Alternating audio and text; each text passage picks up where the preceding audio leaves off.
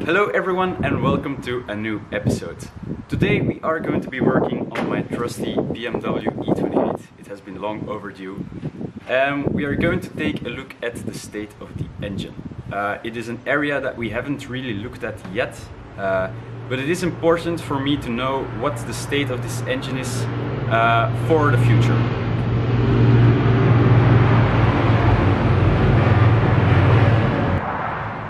That is because I don't really know what I'm going to do with the engine on this car. I kind of want to keep it original because it is fully original right now.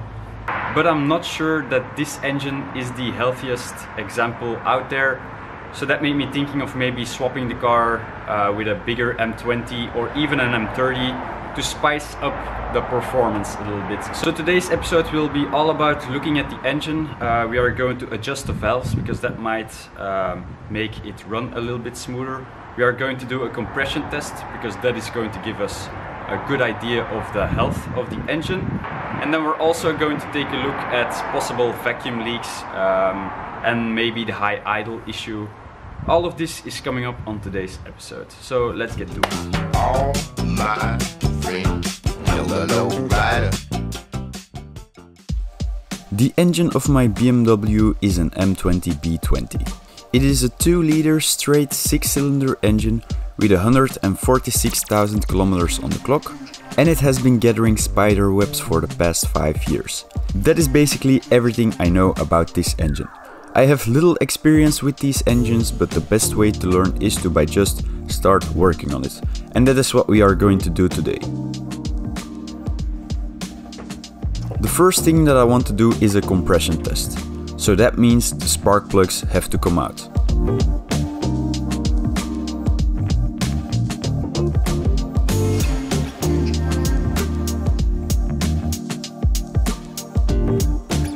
After the spark plugs came out, I also disconnected the fuel pump relay so that no fuel will be injected during the test. After that is done, the compression tester can be screwed in the first spark plug hole. Basically what this test will do is giving us an indication of the pressure that the cylinder can generate, which is a good wear indicator.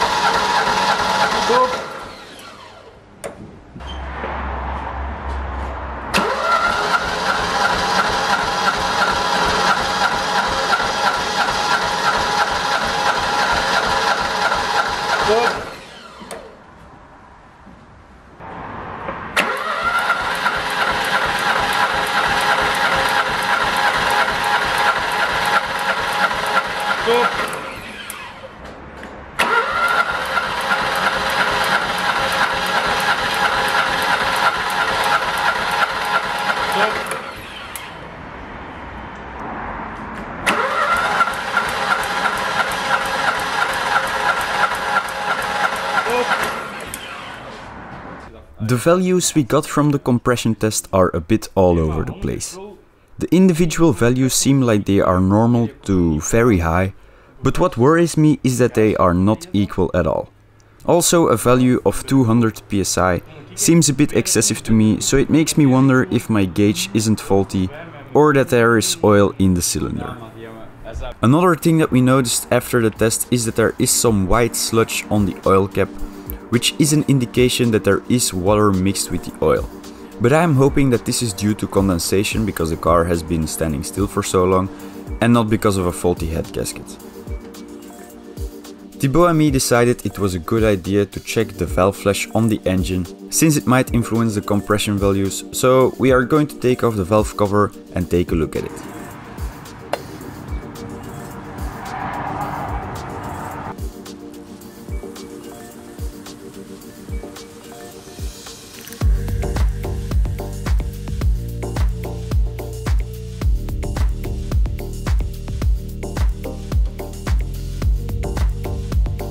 Before we fully take the cover off, Thibaut had the idea to blow off the engine bay so that no dirt falls into the cylinder head.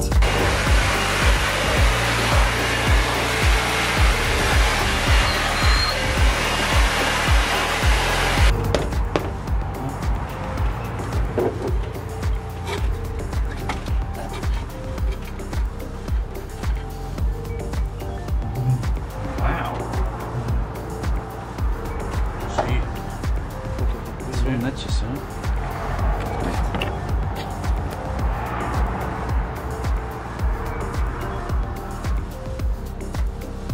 To my surprise, it looks like the engine has received decent maintenance over the years, because it is pretty clean inside and we couldn't spot any scratches on the camshaft.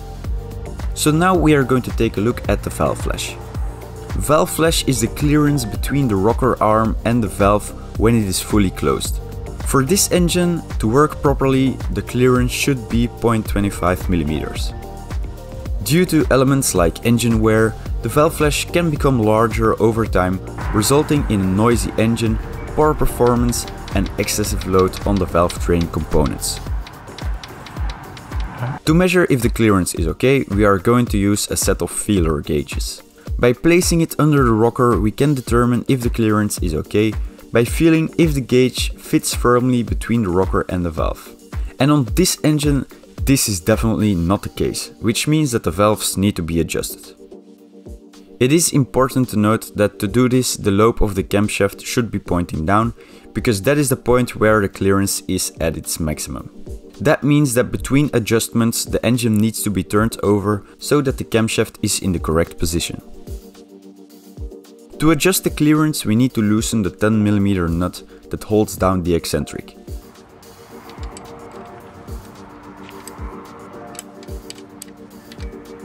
Once it is undone, the eccentric can be turned, which adjusts the valve clearance. Turning it away from the engine lowers the clearance and turning it towards the engine increases it. Funny side note, the pin that we are using to adjust the clearance is what is left of one of the fondue skewers we used in the previous episode. The handle broke off, but that makes it perfect to fit into the hole of the eccentric. Anyway, first we're putting the feeler gauge between the rocker and the valve, and then turn the eccentric down until the feeler gauge fits firmly between the rocker and the valve.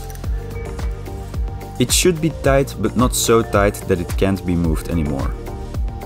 Once that is okay, the nut can be tightened again, and that is the first valve adjusted. With this in mind, Thibaut and me attempt to adjust the rest of the valves.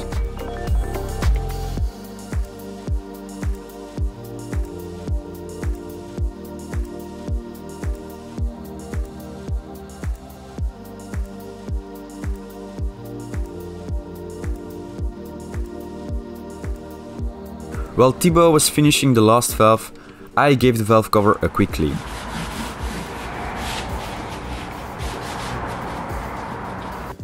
Sadly, I don't have a new valve cover gasket laying around, so I'll have to install it with the old gasket on. But very soon I'm going to buy a load of maintenance parts for this engine, and that is when I will be replacing it.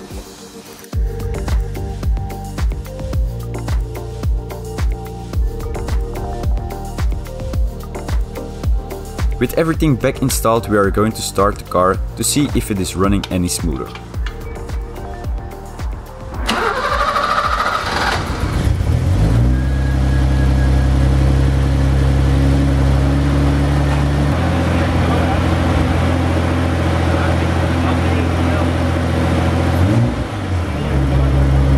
Immediately it is evident that the valve train noise has been reduced significantly. The only noise that we still hear from the engine is the sound of the injectors, but to my understanding that is a sewing machine noise that these M20 engines are famous for.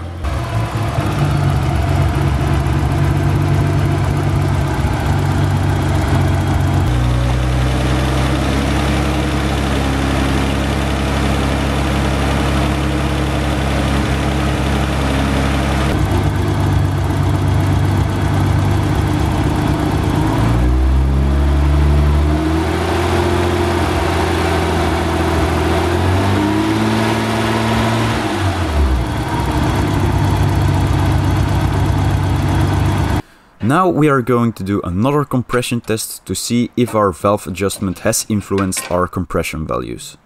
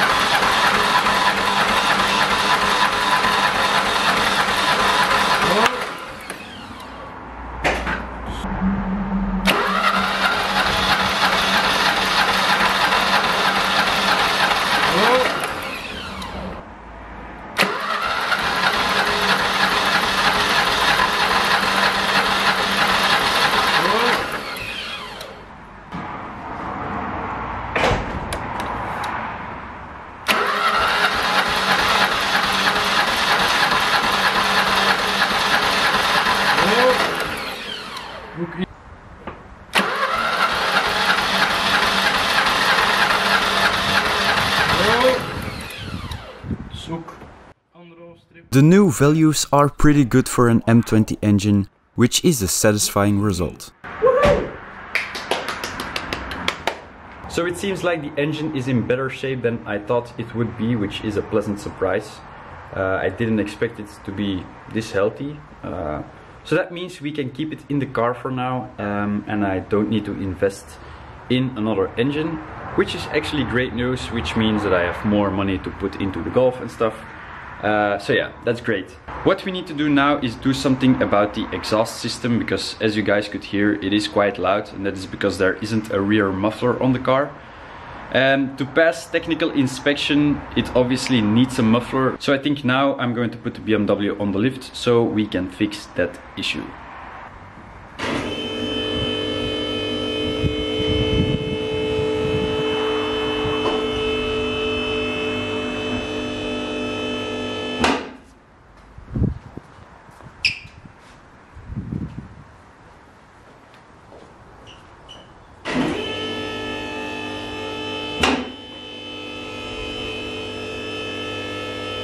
Currently I can't move the BMW higher because there's a ceiling in the way. The ceiling is temporary because we needed it to build part of the workshop, and we are going to keep it there until we have put insulation in everything. So yeah, I can't really put the car higher than this, but this should be plenty of space to work under it. So as you can see, there are two mufflers here, but there needs to be one extra over here that goes into this hanger. So we're going to install this. I'm not sure if we are going to weld it onto this, or if we are going to use like some exhaust clamp type connection. And then I also need to put the bracket of the fuel pump back onto the car, because right now it is dragging onto the drive shaft, and that is something you don't want happening. I have had this virtually new exhaust muffler laying around for ages, and today we are finally going to install it. The first thing I'm going to try to do is take off this exhaust hanger, because it is quite rusty. So that means I can give it a coat of paint, and then it will look a little bit cleaner. So let's hope I can get this off.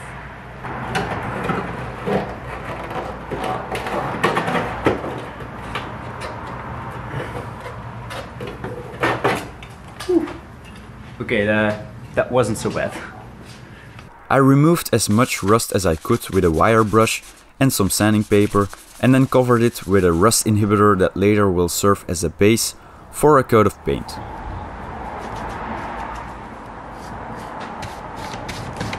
With the exhaust in the correct position, we are welding as much of it as we can so that it stays in the right position when we fully weld it on the ground.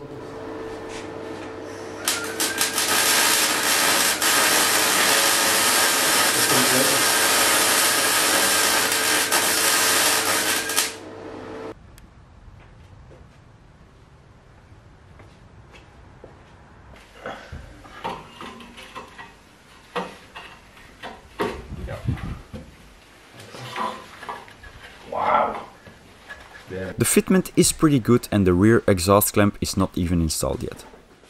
It does seem like it is positioned a bit far to the left, but hopefully that gets fixed when the painted hanger is back on. So let's hear if we manage to quiet her down a bit.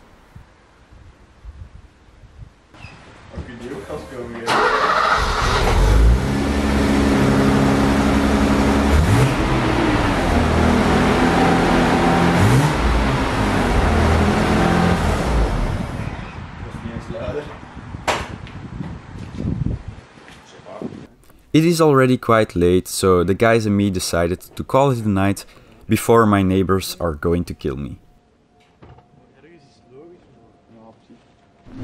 Okay, good morning everyone, it is the next day. Yesterday night we finished welding in the rear muffler on the exhaust system, which is great. But sadly I couldn't really get any decent sound clips because it was really late and I don't want to annoy my neighbors.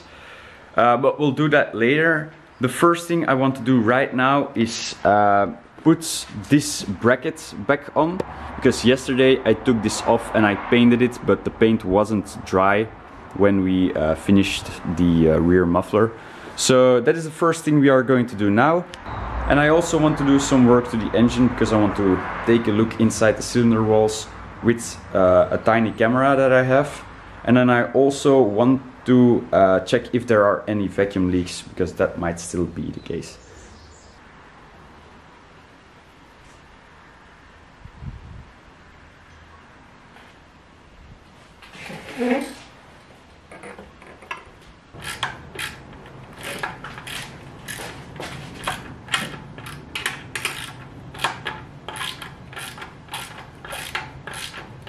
With the pretty exhaust bracket mounted, I am going to start the engine on the lift to see if I can spot any exhaust leaks, because that's something I forgot yesterday.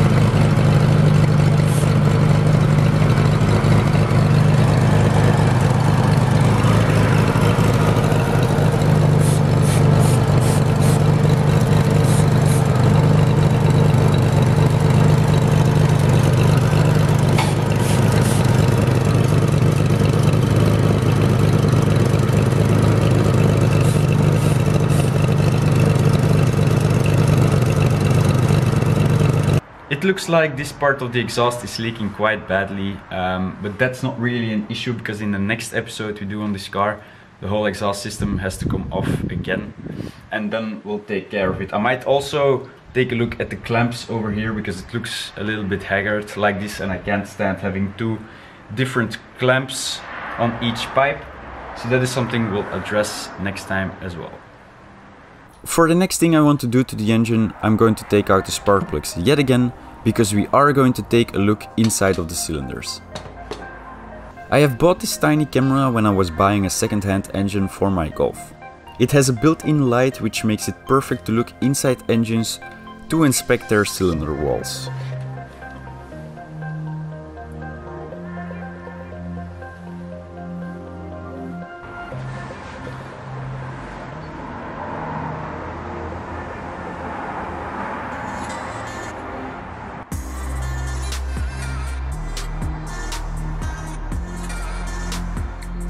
This is a video I took from one of the cylinders, but it is similar to what I found in the rest of them. The hone marks are still very noticeable, which is a good sign, but what caused a little bit of concern to me are the rust-colored stains I encountered here.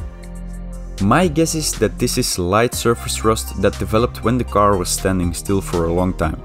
I don't think it is a big cause of concern, but I'm not really sure, so feel free to leave your opinion on it in the comment section below.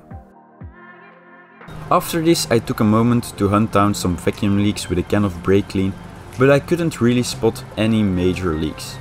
I thought a vacuum leak might be the cause of my high idle, but I guess I will have to look elsewhere.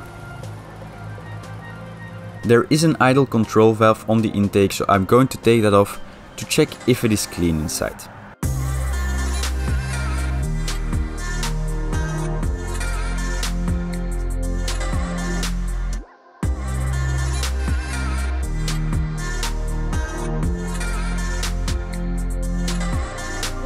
So how does this work? At idle, the throttle valve is fully closed, which means that no air can get into the engine. But before the throttle there is a rubber hose that bypasses it and goes to this idle valve, which lets an amount of air through, and that is the air the car will idle on.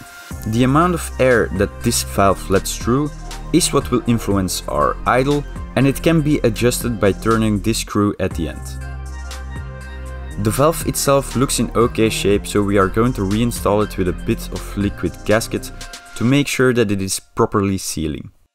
With it installed, we are going to try to lower the idle.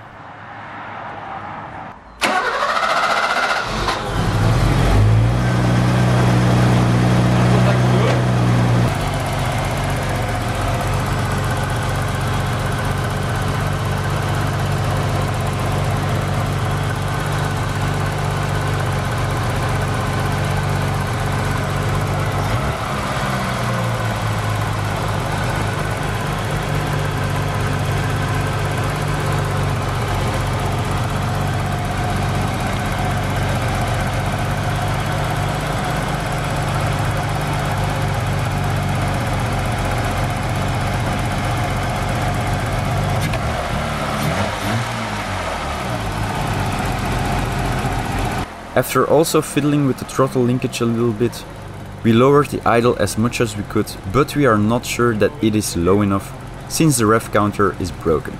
Nevertheless, this is where we are going to stop for now because it is time for some sound clips.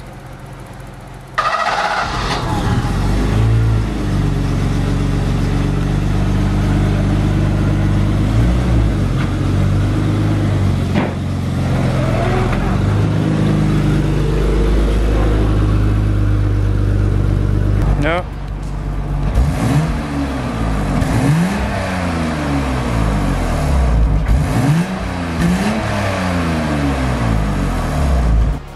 So in conclusion, we are going to keep this engine in here as I think it will definitely survive for another couple of years, at least until I want a bigger engine. There are some gaskets and hoses that need to be replaced here and there, but all in all I think we have a great base to continue our journey with. The last thing that I want to address is that a few episodes ago, some of you showed interest in the Rust Bucket sticker that I created for the Nürburgring adventure.